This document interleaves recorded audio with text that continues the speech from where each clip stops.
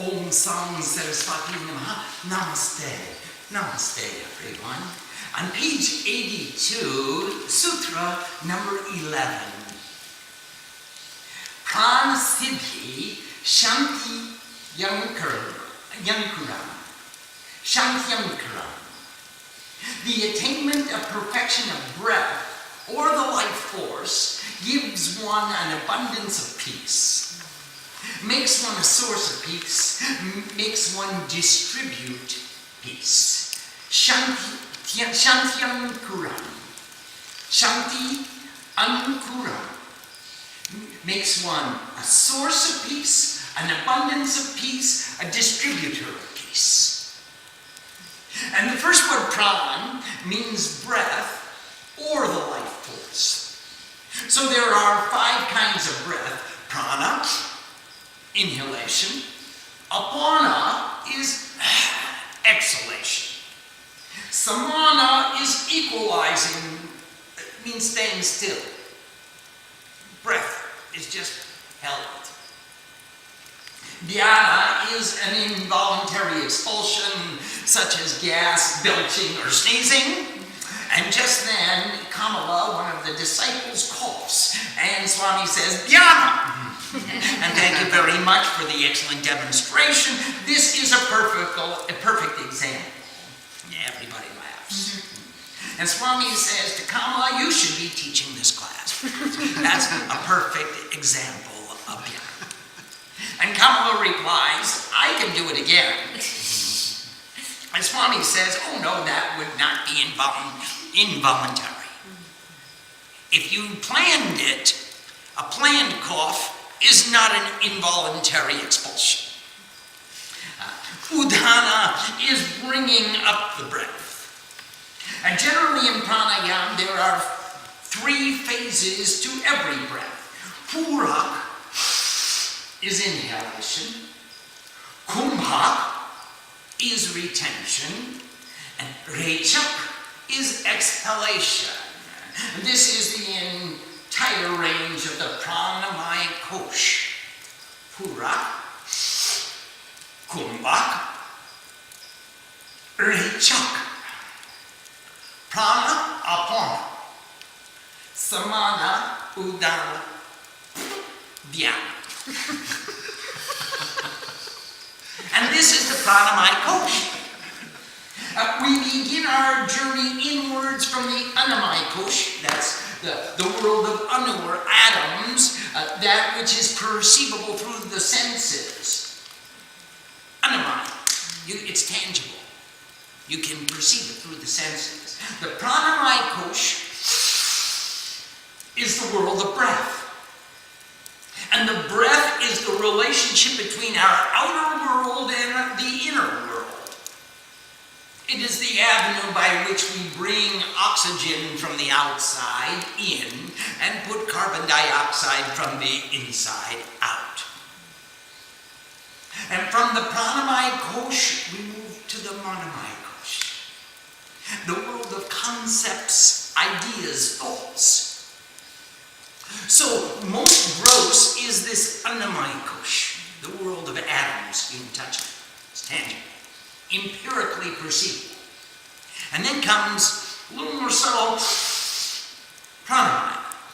You can feel it, but you can't see it. Sometimes you can smell it. Especially when Vyani comes out. Now, more subtle than the pranamaya kosh is the manamaya kosh, because it's the world of ideas, the world of concepts, the world of thought. And from the manamaya kosh we move to the vijnanamaya kosh, the world of light, the light of wisdom. So take all the thoughts and dissolve them into the light. And that light is the light of wisdom, all thoughts merging into the light of wisdom. And from the vijnanamaya kosh we take all the light of wisdom and merge it into the anandamaya kosh, sat, chit, ananda, truth, infinite consciousness, and pure bliss. So remember, the path by which we come is the means by which we return. From the Anandamaya Kosh, we move into the Vijnanamaya Kosh. Take all that bliss and fill it with light. Put all the bliss into the light. That light of wisdom. Take all the bliss and put it into the light of wisdom. From the Vijnanamaya Kosh, move into the Manamaya Kosh. Illuminate all the thoughts with the light of wisdom. And take the light of wisdom and illuminate all the thoughts. And fill your thoughts with love and joy and beauty. Take all of those thoughts from the Manamaya Kosh and put them into the Pranamaya Kosh. And exhale love and joy and wisdom and peace into the creation. Pranamaya Kosh. And these are the Panch Koshas, the Panch seats or coverings or layers in order from their most gross, the world of empirically perceivable matter, to their more subtle forms from that which is materially perceivable, empirically verifiable, to the pranamaya, to the manamaya, to the vijnanamaya, to the anandamaya, and from the anandamaya to the vijnanamaya, to the manamaya, to the pranamaya, and wake up your senses to the anandamaya. And these are the Panch Koshas, the 5 sheets, coverings, or layers, in order from their most gross to their more subtle forms. These are the avenues by which we bring our awareness from the outside world to the inside. Prana is an avenue of ingress and egress, bringing our awareness inside by following the breath. So our sutra says, prana siddhi is the attainment of perfection of the control of breath. In the awareness of breath, in the various phases of breathing, shanti is peace. Ankuram means abundance, a source. It is like a well, a large container. You become the source of peace, the distributing system of peace. We're in the recycling business. We inhale all the negativities and exhale peace. We are like the trees. The trees inhale the carbon dioxide and exhale the oxygen. We inhale all the negativities of humanity and return to them positive energy. You become filled with an abundance of peace by attaining the siddhi in prana. That is our shloka. That is the 11th sutra. So there are 2 shaktis included in every mantra. They are vachak and vaikarik. Vachak sakti is an intellectual understanding of the words. The words mean something. Prana siddhi. Prana, we know the meaning. It's the life force or the breath. Siddhi, the attainment of perfection. The words mean something. That's vachak shakti. And vaikarika means an intuitional understanding.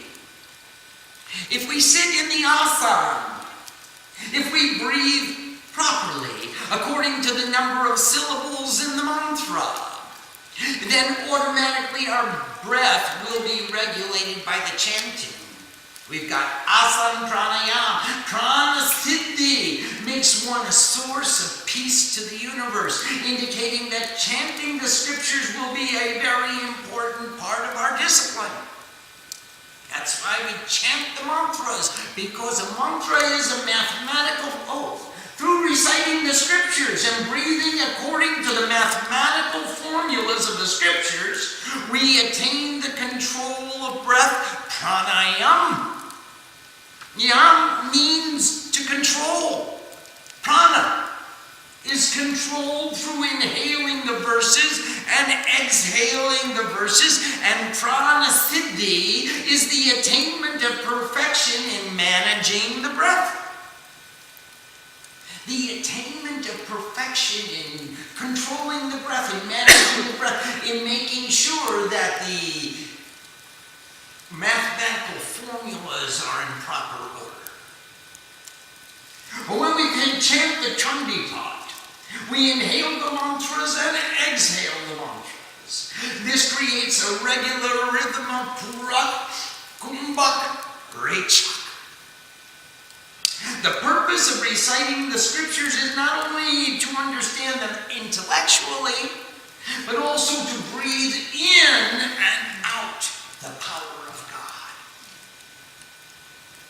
If you are performing japa, then you want to maintain the traditional formulas for Purak, Kumbhak, and Rechak. This is the formula of 1, 4, 2. Or any proportion that maintains the same ratio, like 4, 16, 8.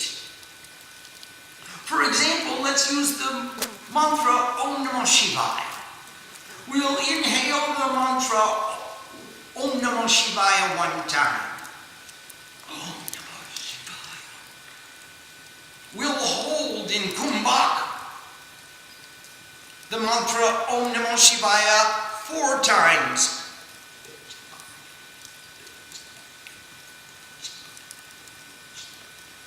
And we will exhale the mantra Om Namah Shivaya 2 times audibly. Om Namah Shivaya. Om Namah Shivaya. Let's try it all together.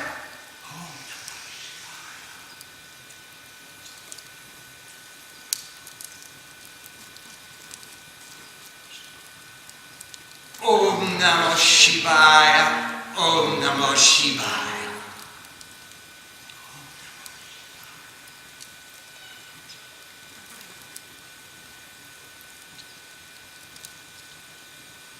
Om Namah Shivaya. Om Namah Shivaya.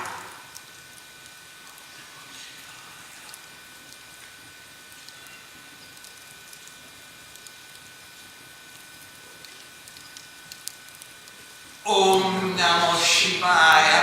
Om Namah Shivaya. Within a few repetitions, we go to a very, very deep place. Pranasiddhi Shantyankram. Within a few repetitions, we become a well of peace, a reservoir of peace, a cistern of peace. We become the repository. We become filled with peace. Now, let's try it 4 times inhaling, 16 times retaining, and 8 times audibly exhaling.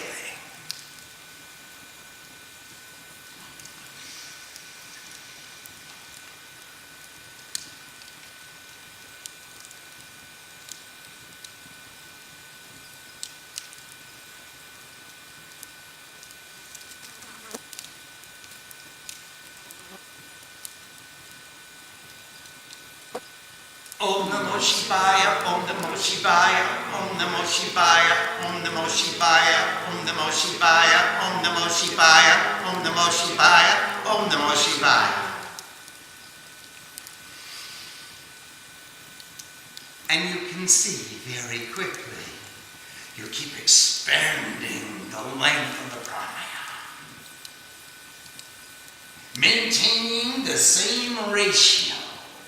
1, 4, 2, 4, 16, 8, and then use a longer mantra.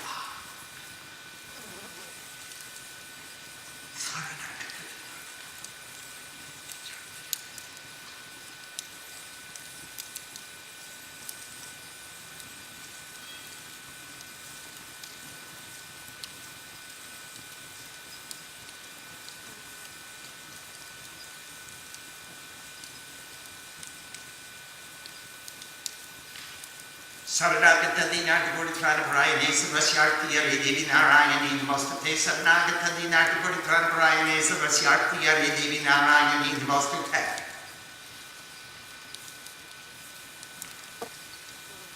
And in this way we're going to expand our capacities, expand our asana, expand our pranayama, expand the purak, the kumbhak, and the rechak. In chanting the scriptures, you may inhale one mantra and exhale another mantra. And there are numerous formulas for pranayama. Depending on the scripture you are reciting and the way you are chanting. We talked about that in our book on pronunciation and the Chandi Samputs. For example, Dharmadatta, one of the disciples, was just chanting a beautiful Rat Trishukta from the Chandi, and he was breathing at the quarter of every verse. The Purak and Kumbhak grow proportionately longer as the Rechak. The Rechak is the verbal expression of the mantras. In Purak, we are performing japa. In Kumbhak, we are performing japa, the silent recitation of the mantra. In Rechak, we are audibly pronouncing the mantra. Thus, the mantra becomes the formula for pranayama. It is not only the intellectual expression of devotion, vachana shakti. It is, but also the formula for the pranasthiti, shantyam kuram. For the attainment of peace by attaining perfection in the control of your breath. By attaining the perfection of controlling the breath, one becomes a source of peace, one attains abundance of peace, becomes filled with peace. We just experienced it with Om Namah Shivaya. In our effort to attain perfection in the control of breath, we can use the mathematical formulas of mantras in order to regulate the breath, and that's why it's so important to learn your mantras. Because as you become comfortable with them, they become not only a magical formula, they become a mathematical formula which actually takes your breath into a state of regularity so that the pranayama is occasioned as a consequence of recitation of the mantra. You inhale the length of the mantra. You exhale the length of the mantra. And pretty soon, the mantra is the measure of our breath. And that's what the joy in the chanting is. The mantra regulates the breath as well as controls the mind. Mantrayate iti mantra. That which takes away the mind is the mantra. And we control the mind by expanding the concept which the mind is conceiving. Now, here we take the concept, Om Namo Shivaya, I bow to the consciousness of infinite goodness. Remember, picture the greatest goodness that you can possibly imagine. And get that picture firmly etched into your mind. That is your pratyaya. That is your concept. That is the perception of your internal cognition. You are absorbed in the consciousness of infinite goodness. The best goodness you can possibly conceive, and now expand it and make it better. Well, here we are. Om Namo Shivaya.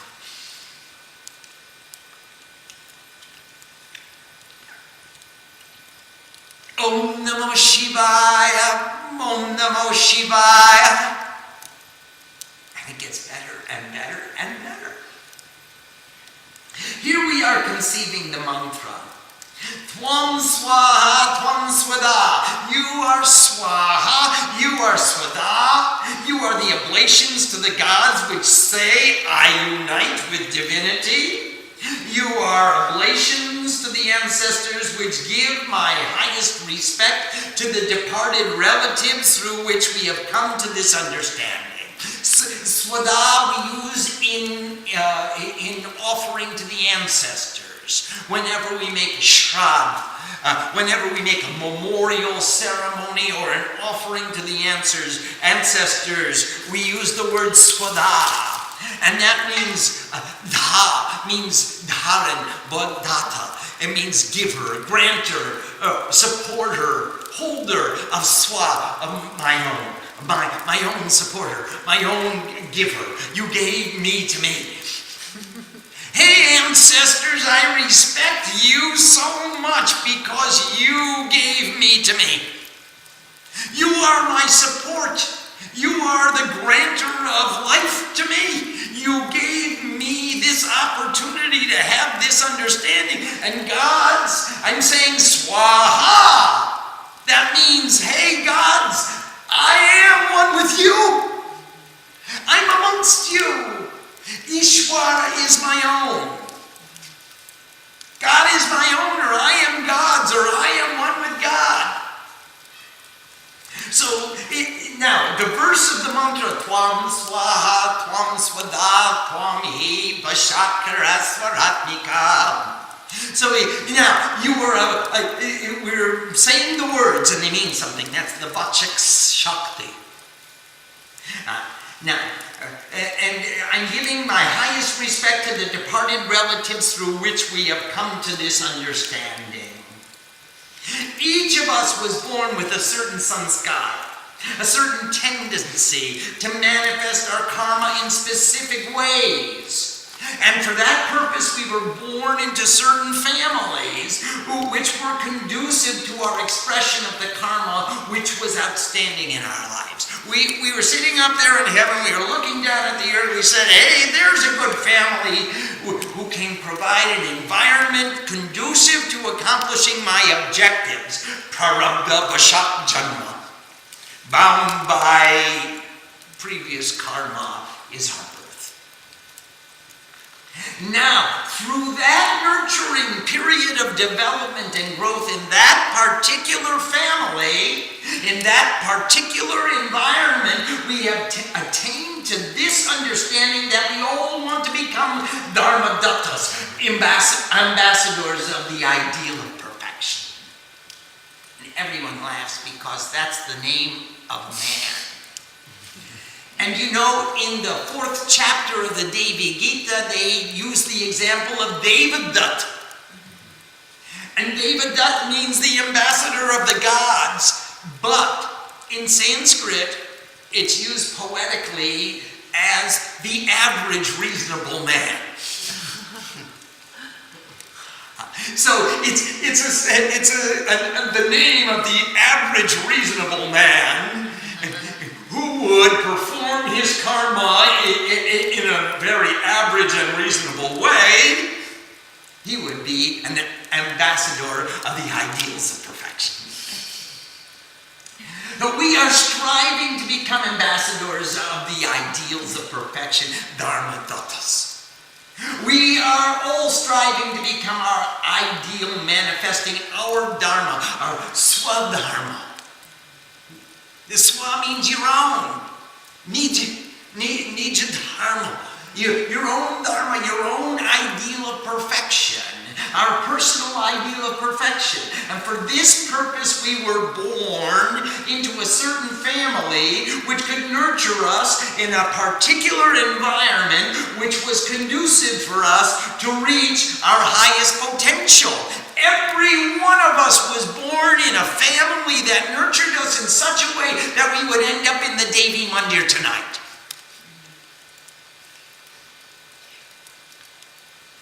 Thanks a lot, guys. Namaste. That was pretty cool. That we, all those years ago, had the insight to realize that 50, 60, 70 years ago, we had the insight to realize that, hey, sometime in the future I'm going to be joining those hippies in the Devi Mandir, sitting on top of a mountaintop beside a fire, reading the Kashyapa Sutras. And now I'm picking that family to provide me that environment, to give me those lessons, those teachings which would push me on my way so that I can reach the Devi Mandir in 2007. For this purpose we were born into a certain family which could nurture us in a particular environment which was conducive for us to reach our highest potential. And now we have attained to this understanding, so we want to say to our ancestors, Dhanyavad, thanks, thank you. To all of our relatives we say thank you for giving us this opportunity to arrive at such understanding and appreciation. Can you imagine we have the privilege to appreciate all the contributions of our families to make us run away from everything that they were teaching us to come to the Devi Mandir? They taught us so well. We fled. We ran to God. We ran towards the Guru. Stop teaching me. Do you remember sometimes in your childhood when you rebelled against the environment your family was providing? No, I'm sure none of us do. Many of us resisted our environment in our youth. And now here we are with some greater degree of sophistication and understanding, and we're appreciating, hey, what you did way back then was enough to make me come here to the Devi Mandir and open up this book and study the Kashyapa Sutras. And from this perspective, from this point of view, I really appreciate what you did. I don't know if I appreciated it then, but I sure do now. We can look back with much greater appreciation because those youthful experiences are what brought us to this present. And at present we are in a very good place. So we want to say to all of our ancestors, Swada, thank you very much. We give you our respect, we give you our appreciation. Through you, we have come to this present understanding. Could you think of a better place to be? In the temple of the Divine Mother, with a beautiful saint, Sri Ma, a lovely satsang, and Ma says, with a beautiful Swami, and everyone laughs, as they did just now. That is funny. Ma has a way with words. And everyone is sharing good energy and wisdom and love and spiritual fellowship together. In the three worlds, where else could we want to be that would be more appropriate? So, thank you, relatives. Is there anyone up there who's listening? I really appreciate being allowed the privilege of living here. Tvam swaha, tvam swada. That is the intellectual meaning of what we are singing, and that is why we are saying these verses. But equally important to what we are saying is what we are breathing. Pranasiddhi shantyankuram. As we are breathing in this knowledge and breathing it out and holding it, that wisdom, that feeling that becomes a part of us. And these are not just words that come from our head. It's not something I'm reading in a book. These feelings are vibrating through our circulatory system. And we feel them in every pore of our being, this sense of appreciation and privilege. We become the ankuram of shanti, the abundance of peace, the source of wealth, the well of peace, the ocean of peace. Our ancestors provided us with all that we needed to progress in our search.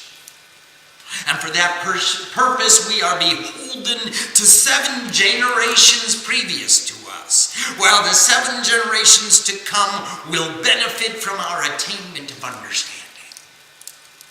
That's 14 generations that are purified by our karma. 7 before us, they gave us the understanding to get here. And 7 generations to come will be influenced by where we arrived. My highest attainment is the starting place for the next generation of sadhus in this lineage. As high as I can go will be the inheritance of the next, those who start. In every way. As many books and commentaries as we can write, and here we are making video commentaries on all the books. That wealth of information, that inspiration, that will be the starting place for the sadhana and tapasya, the next generation of sadhus who want to follow in the path that we have created this environment conducive to the attainment of this knowledge. Whether or not our ancestors knew what they were doing, they cultivated within us certain qualities which we needed in order to manifest our highest ideal of perfection. They may have looked at us and said, "Oh, have we failed? When's that guy going to get a haircut? When is he going to get a job? A real job?" But believe me, I still listen to it. More laughter. They may have looked upon us and said, "When is my son going to get a haircut and get a real job? Wow, when was this book written?" This must be 15 years ago at least. All right. But when we come to this understanding, we will say, "Thank you very much for everything you have done. We are in a very good place. We give you our appreciation and our respect because without you, I could never have been here. I might have ended up as a businessman in a big corporation. And I am in a good place. I like where I am and I can see where I'm going. Thank you. Dhanyavad." And that is why every day we perform tarpan and shraddha and remember our ancestors with appreciation. And some time ago we were traveling on a city freeway on a Monday morning. And I looked at the faces of the people in the other cars. And I saw very few people who looked like they wanted to be going where they were going or doing what they wanted to be doing. And here we are, a privileged few who have this understanding and appreciation because we are where we want to be.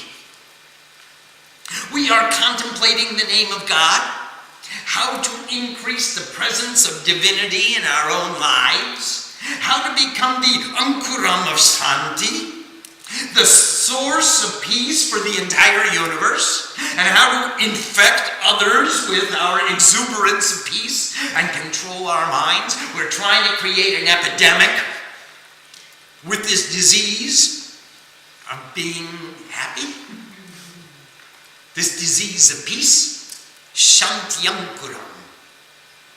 Through the recitation of scripture, we breathe and inhale the wisdom of the scripture. We exhale the scripture and we become the source of peace. Mantra is written in a chando, a meter. A mantra has a specified number of syllables. The syllables are a formula for breathing. Even more important than the intellectual understanding is to inhale the name of God and exhale the name of God. If we can do that, we will come to an intuitive understanding of what the mantra is saying, and that was Kashyapa Sutra. Hamsayuta Bimanaste Brahmani Rupadharini Koshambhaksharike Devi Narayani Namostute. wearing the form of creative energy, sitting upon the carrier, yoked to the swans of vital breath, sprinkling water with the sanctity of kush grass. O goddess, exposer of consciousness, bow to you. Her conveyance is pulled by two swans, the hamsa.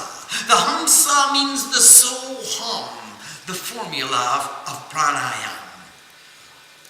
Sa means prakriti, ha means purush. The pranayama of soul hum or hamsa is purush, prakriti. Shiva, Shakti. The swan of pranayama, the swan of vital breath, the swan that pulls your conveyance is the union of consciousness with nature in pranayama. When you are using the Soham mantra, remember that it is the Hamsa. It's the swan, it's the pranayama. It carries our conveyance. It becomes the swan, just as Valmiki Muni sat and said, Mora, Mora, Maram, Maram, Maram. In the same way, the Soham mantra becomes the Hamsa. Swamsa, Hamsa, Hamsa, Hamsa. The swan of pranayama.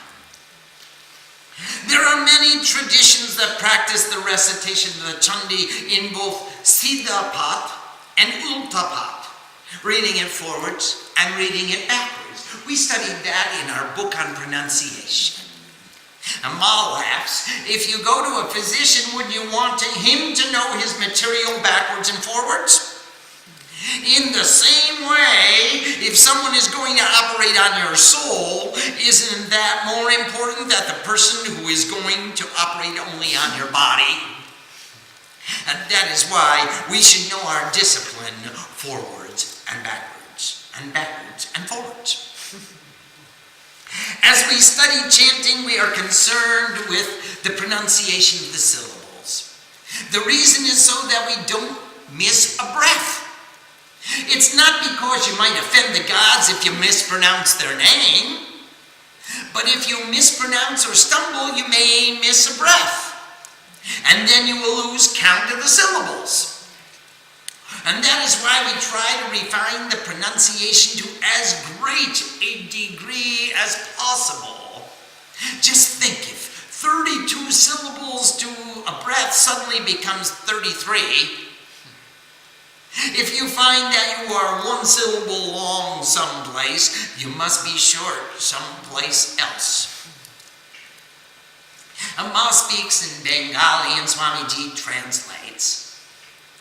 When you are absorbed in the chant, then automatically the balance will come. When the ego comes and starts drifting into personal reveries and thoughts, and watching your own movies instead of watching the story of the Chandi, then it is very easy to make a mistake. As intensely as the ego becomes absorbed into the meaning and meter of a chant, to that extent you have a control over the ego. Pranasiddhi shantyankuram. When you lose attention to that prana, you lose the shanti. The ego takes off in its own reverie, and you start watching the movies. Your mouth is chanting the syllables while your mind is off someplace else. As soon as you can submerge yourself completely into the chant and the text, you become the scripture. And automatically the balance comes. When the mind takes you away into reverie, you lose control of your breath, and becoming out of breath, you lose your peace. Pranasiddhi shantyankura. Do we have any questions? Please, Gauri.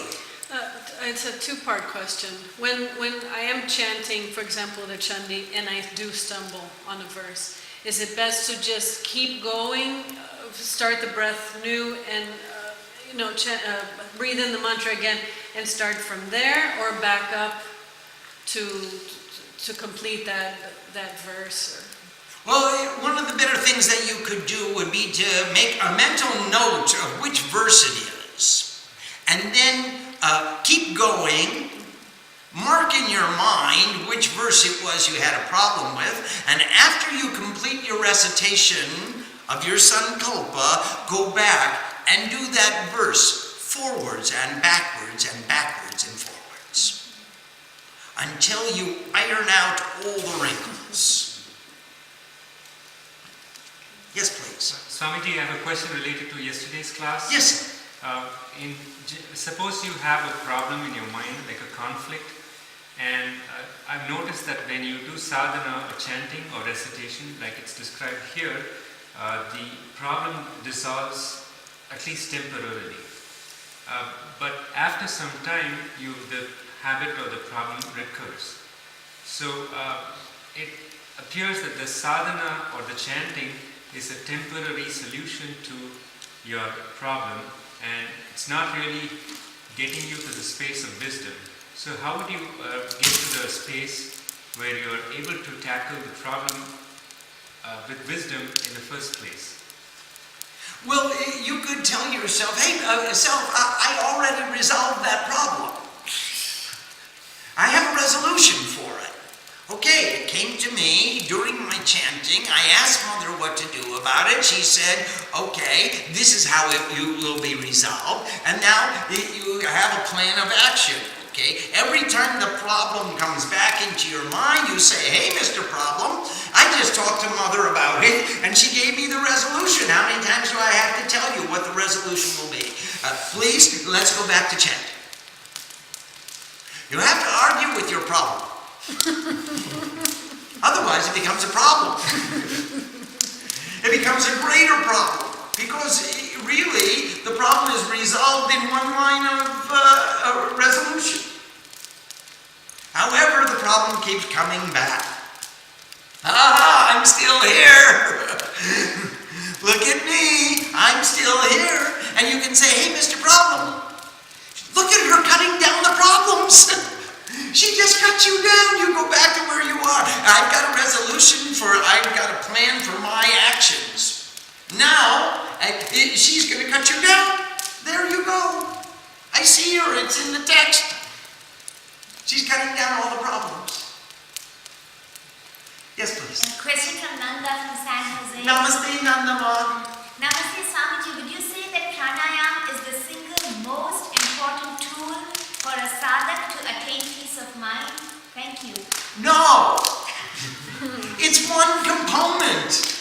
It's one piece of the puzzle, Nandama. First thing we got to do is organize our lives and define the goal and make a real commitment and a real sankalpa. And then we got to sit down. And then asan, yam, niyam, asan, pranayam, pratyahara, dharana, dhyana, samadhi.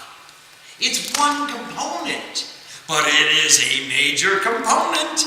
It is a valuable tool, and you won't get there without it. Nobody skips a step. So, organize your life, define the goal, make a sankalpa, make a discipline for the accomplishment of that sankalpa, put your body in a harmony, put your breath in a harmony. Okay, here we go. Now we're on the path. Question from Rolf. Yes, Ralph, namaste.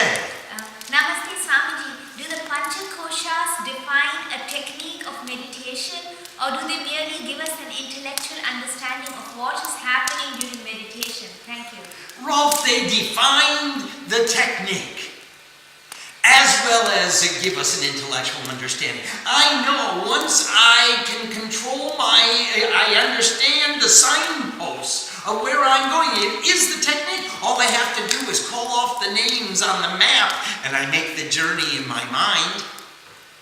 And in this case, that's where I want to go. So now the first step is to recognize my Anamai Kosh is in harmony, it's in balance.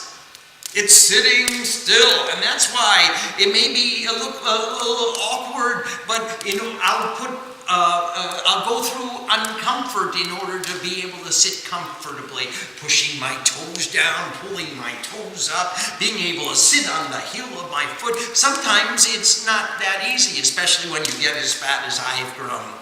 So then my asana is, once I'm sitting, I'm comfortable and I can leave the Annamaya Kosh and move into the Pranamaya Kosh. And once I'm reciting the mantras, Om Namo Shivaya,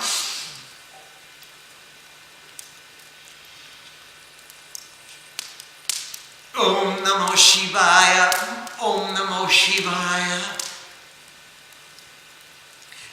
Prana Siddhi Shantyankuram, I become filled with peace. And I forget about the breath and I go into the concept, into the manamai, and to the idea, and I think, hey, Shiva, consciousness, infinite goodness, that's fun. And I take that infinite goodness and merge it into the light. And that's the light of wisdom shining on all my thoughts, and the thoughts are just illuminated with light. And now I say, Sat Chit Ananda. True existence is infinite consciousness in perfect bliss. And that intellectual understanding became my technique. Because I can see that Anandamaya Kosh. And I take the Ananda from the Anandamaya Kosh and I fill it with light, and I put all the light filled with bliss. And I put all that light of wisdom and bliss into my thoughts and illuminate my thoughts, and all there is the thought of bliss. The wisdom and bliss I put into my breath. I put the breath into life.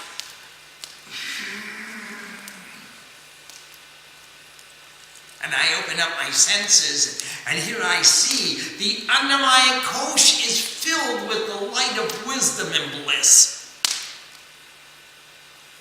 It is both the intellectual understanding and the path of meditation. It's a wonderful technique. Namaste. We understand very clearly the necessity to have a relationship with a master. Over time, we feel from our heart the need to strengthen that. Could you give us, we know that there are many techniques, a vision of the goal of becoming one with the master, and the value of that, and how the master can ultimately start to take away some of your stresses? Well, we become like those with whom we associate. We always assume the dominant qualities and characteristics of each other. So when we're in close association, we are assuming the qualities and characteristics of each other. That's what a relationship is all about.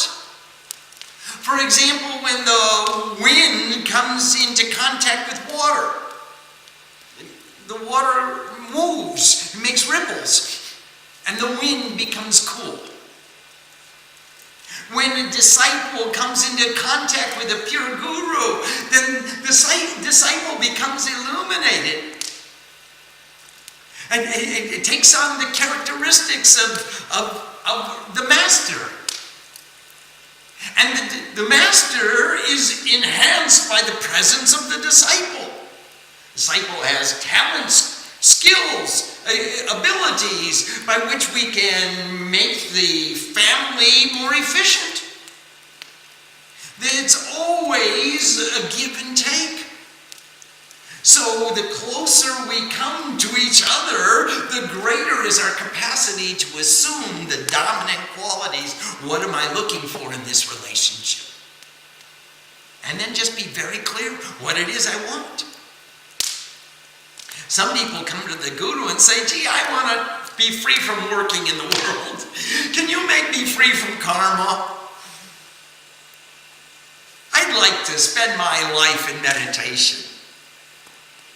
They don't necessarily do it, but they say, Guruji, what I'm looking for is a free ride. But that's not how it works. We will get the fruit of our karma. So as we come together, we work together, we play together, we learn together, we live together, we cultivate a mutual and reciprocal relationship so that we grow together in the same ways, in the same direction. We assume the same values as our Guru has. And that's how it works. The closer we come to each other, the greater the satsang together, the more we become like the Guru. And so the vision of the goal in the highest sense, for those of us that need to have that put into words so we can put it in here and go for it. What's the ultimate realization of that?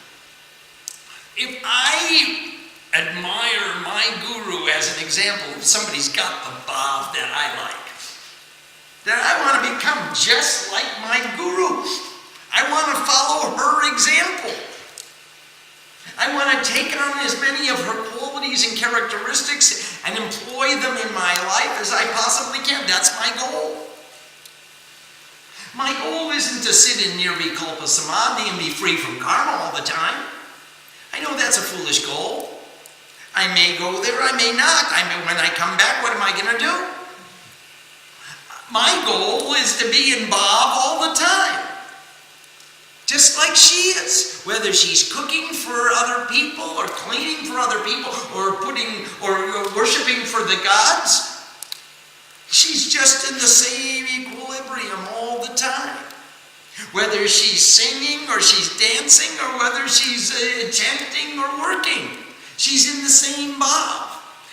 I would love to inculcate those qualities. I would love to have that characteristic. So my goal is to become closer and closer and closer ad infinitum until you can't tell us apart. Somebody, one day, they'll look at Swami and they'll say, hey, there's another form of Srima. I'd be very happy for that. And I'd be very, very proud if all of you were there too.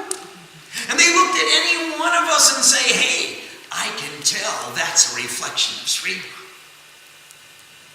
I can tell. You exude the bhava of your Guru. You exude the spiritual presence of a living saint. That's how I would frame the goal. Become one with the Guru, become one with God. In fact, I titled this book, The Guru and the Goddess. Srima, the Guru and the Goddess. That's the goal. Om Sa Saraswati Namaha. Namaste.